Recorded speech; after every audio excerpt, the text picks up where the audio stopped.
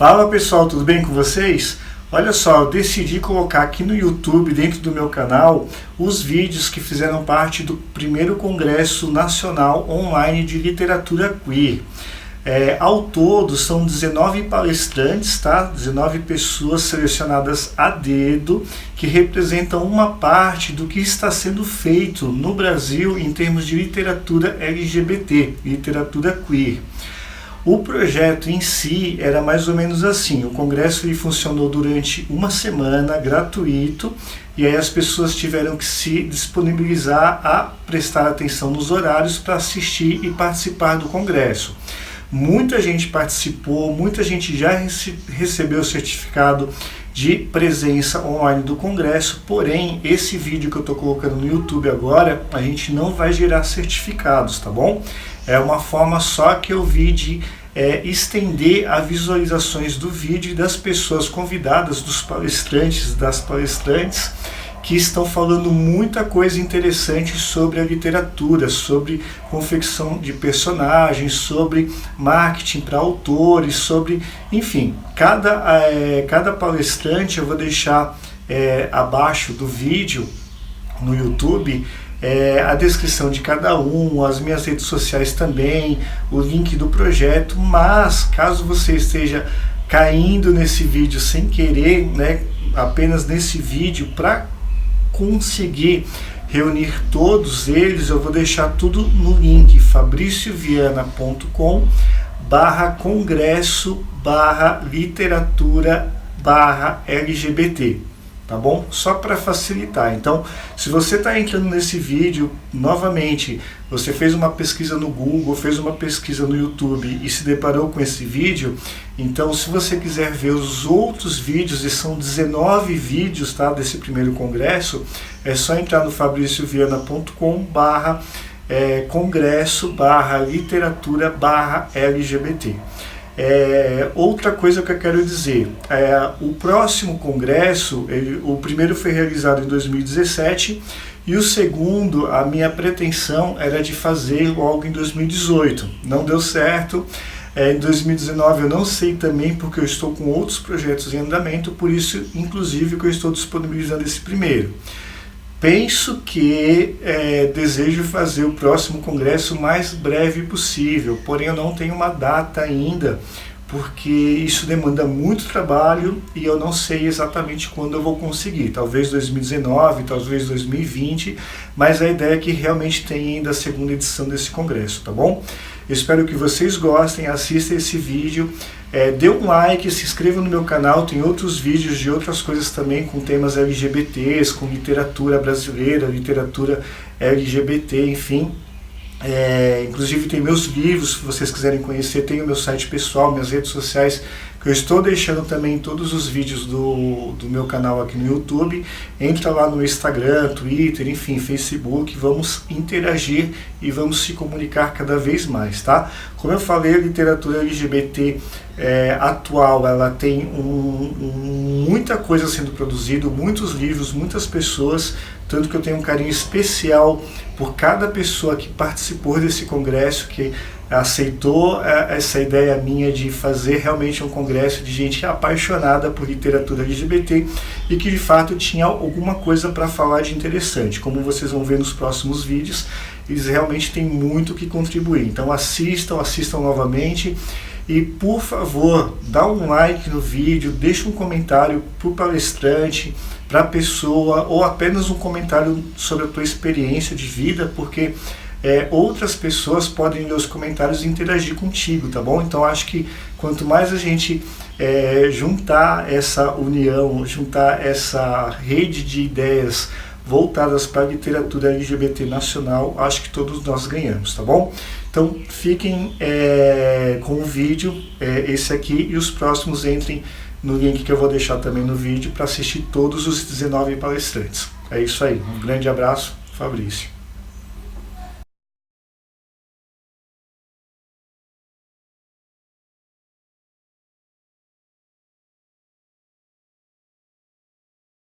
Olá pessoal, tudo bem?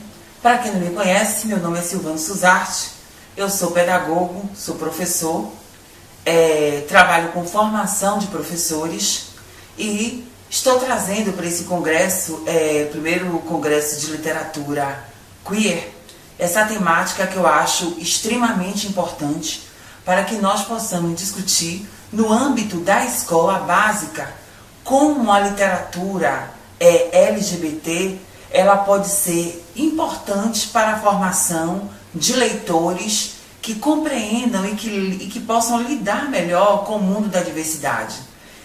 Uma das questões interessantes é que desde 2004 o governo federal, o Ministério da Educação, vem já discutindo materiais para serem enviados para as escolas brasileiras. Mas, no entanto, mesmo com a discussão e elaboração de todo o material, esse material não chegou às escolas. E em 2011, nós tivemos toda aquela polêmica junto com o projeto Escola Sem Homofobia, Brasil Sem Homofobia. Nós tivemos toda a polêmica quando o material foi denominado kit gay por alguns deputados e por algumas pessoas que tentaram barrar a entrada desse material no âmbito das escolas brasileiras. Nesse momento, no momento de toda a polêmica, eu publiquei alguns textos no meu blog sobre isso, sobre essas demandas e como isso era algo de fato extremamente prejudicial para a nossa formação enquanto seres humanos e para a formação no contexto da escola. Porque desde quando eu me formei, eu sou formado em magistério e fiz pedagogia. No meu processo de formação enquanto professor, eu nunca tive contato com nenhum texto ou literatura LGBT. E quando eu fui para a escola ser professor, eu senti uma imensa dificuldade em ter materiais voltados para as questões de diversidade para trabalhar com as crianças do ensino fundamental ou até mesmo na educação infantil. Já existem pesquisas e já existem outros países, como França, nos Estados Unidos, em alguns estados, a abertura do trabalho com a literatura LGBT na educação infantil, no ensino fundamental e nas universidades, toda uma discussão para que exista uma familiarização com as pessoas que são LGBT e não um processo de invisibilização como nós temos visto no contexto do Brasil. Além de nós não termos uma abertura para que a literatura LGBT adentre o muro das escolas e que essa literatura seja nas escolas discutidas, nós temos também todo o processo de invisibilização. Os autores têm dificuldade, como vocês já devem ter visto várias falas ao longo do nosso congresso, eu estou acompanhando. Alguns autores sentem essa dificuldade de que seu livro, seu texto circule. Bom, nós temos alguns livros super importantes no Brasil. Muitos autores têm discutido, têm produzido livros para a literatura infantil, para a literatura infanto-juvenil, mas não são livros que as escolas aceitem, as escolas indiquem. Casos isolados, nós percebemos que alguns professores, de forma heróica, fazendo muito esforço, ele consegue levar um texto que traga uma abordagem LGBT para a escola. Bom, nós temos um livro chamado Júlia e Sua Sombra, que é um livro muito importante, muito bom. Nós temos um outro livro chamado Do Jeito que a Gente É. Nós temos o livro O Fado Padrinho e o Bruxo Afilhado, O Menino que Queria Ser. Nós temos uma gama de livros e de literatura que poderiam estar dentro das escolas, possibilitando uma reflexão essa que iria gerar indivíduos leitores que poderiam discutir, terem abertura com isso no ambiente escolar. O ato de ler um livro, o ato de ler um texto o ato de você se relacionar com as questões LGBT já na educação, isso vai possibilitando a essa criança e a esse adolescente a familiarização com o mundo e com a cultura LGBT. Não que essa criança vá ser LGBT, não é isso. Não, um texto LGBT, um livro LGBT não vai de nenhuma forma induzir uma criança a ser LGBT, mas vai possibilitar que essa criança discuta, questione, dialogue sobre essas questões. Sobre as questões de ser gay, lésbica, de ser transexual, do respeito a essa população, ali mesmo dentro da escola. Eu me lembro de um caso que para mim foi um caso extremamente importante, quando eu era professor de uma turma do 4º ano, hoje 5º ano. Os meninos saíram para o recreio, e quando eles voltaram do recreio, estava uma algazarra na sala. Sabe quando fica aquela agonia na sala, aqueles buchichinhos? E aí eu entrei na sala, e aí todo mundo ficou super em silêncio. E eu falei, gente, e aí, o que é que está acontecendo? O que é? Vamos voltar para a atividade? Virei as costas e fui para o quadro escrever. Aí uma das alunas, que eu me lembro até hoje da cena, ela falou assim, professor, nós queremos falar uma coisa para o senhor. Eu disse, falar o quê? Não, porque fulano aqui está falando uma coisa do senhor que eu não gostei. Aí eu disse, que coisa? Parece, naquele momento, que eu já sabia o que era. Eu tinha 19 anos de idade. Foi a minha primeira turma enquanto professor. Eu gelei. Gelei mesmo, gente. Gelei mesmo. Quando a menina disse, professor, fulaninho está dizendo que você é viado. Eu parei. Respirei e disse, o que é que eu falo para essas crianças? Era uma turma de mais ou menos 20 a 30 alunos. Eu respirei fundo, gente, e pensei assim, o que é que eu falo? Bom, eu vou contar para vocês o que eu falei para eles no finalzinho desse nosso bate-papo. Mas, voltando à temática das questões LGBT dentro da educação básica, eu tenho acompanhado diversas editoras, diversos autores que publicam livro especificamente para crianças e para adolescentes. Agora, e temáticas que foquem o mundo LGBT. Nós temos muito material de poesia, muito material voltado para os movimentos sociais, mas pouquíssimos materiais que venham trazer a cultura, o modo e a vida LGBT na literatura infantil e para ser discutido no ensino fundamental. Poucos materiais. E aí, como eu já disse, para não ser repetitivo, como eu acho que esse material é importante na escola. Importante que a criança, ele fantasie na leitura, que ele questione, que ele leia, que ele aumente seu vocabulário, que ele discuta com o coleguinha, que ele perceba que exista crianças transexuais, crianças gays, que eles vejam isso na literatura e ao mesmo tempo que eles observam isso na literatura, dentro da escola, que eles questionam esses modos de vida, de existência ali, eles vão também ver isso no mundo real. O que a gente percebe é que dentro da escola tudo isso é invisibilizado, isso é silenciado, escondido, ninguém fala, ninguém toca. Não existe uma abertura de se discutir esses materiais ali dentro da escola. E quando chega no mundo fora da escola, nas redes sociais, no YouTube, fora, as crianças veem transexuais, veem travestis, veem lésbicas, veem homens trans, mulheres trans, veem professores gays. E às vezes, se elas não são familiarizadas a lidarem com essas pessoas, Lá fora, elas vão olhar para essas pessoas com um olhar mesmo de desprezo. Porque é o olhar que o pai passa, que a mãe passa, quando eles não têm uma vivência com a diversidade e um respeito às diferenças. Então, desde cedo é importante que a criança tenha um ambiente alfabetizador LGBT. Seria esse o termo.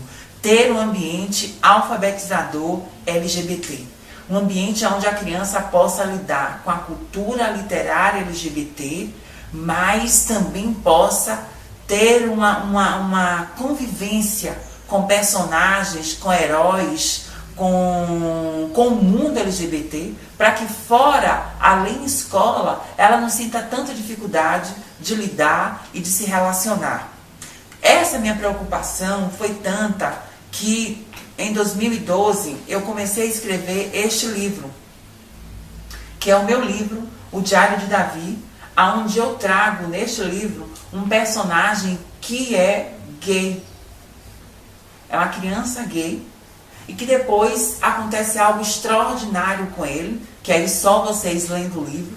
O livro discute como é que a escola lida com as diferenças, como a escola básica lida com as diferenças através da narrativa de um garoto que ele é negro e gordo, de um outro garoto que é cadeirante e de um outro garoto que tem características LGBT.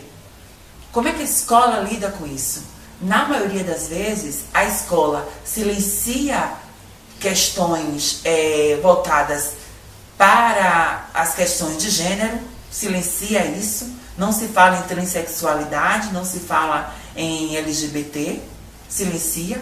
Toda criança que tem características LGBT dentro da escola, que seja gay, lésbicas, ou que seja até uma criança trans, elas são silenciadas. Quando uma criança dessa, em muitas escolas, não são todas, também eu não vou generalizar, em muitas escolas, quando essa criança vai reclamar de um preconceito, de bullying, de alguma coisa, o professor diz, fique quieta. Se você ficar quietinha no seu canto, ninguém vai mexer com você.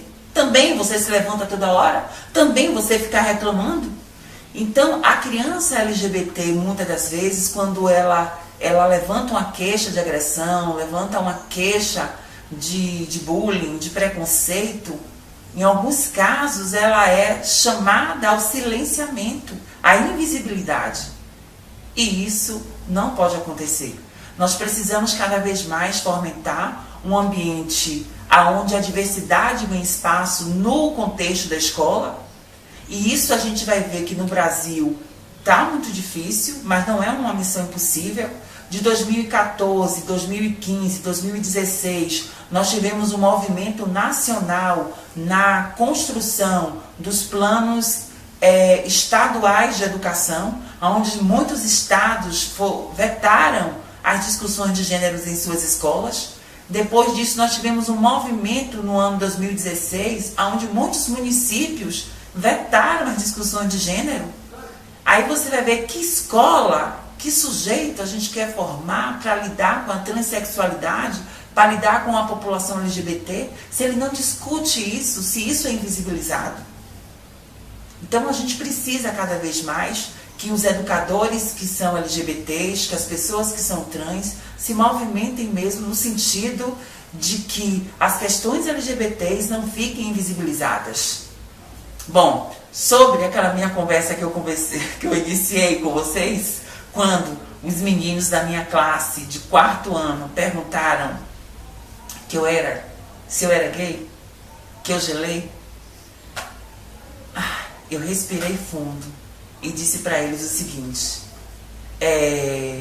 todas as pessoas, independente delas serem gays, delas serem heterossexuais, delas serem magrinhas, delas serem gordinhas, delas serem negras, brancas, asiáticas, japonesas, delas morarem no sul do Brasil, no Nordeste, não importa a condição das pessoas, elas merecem respeito e atenção.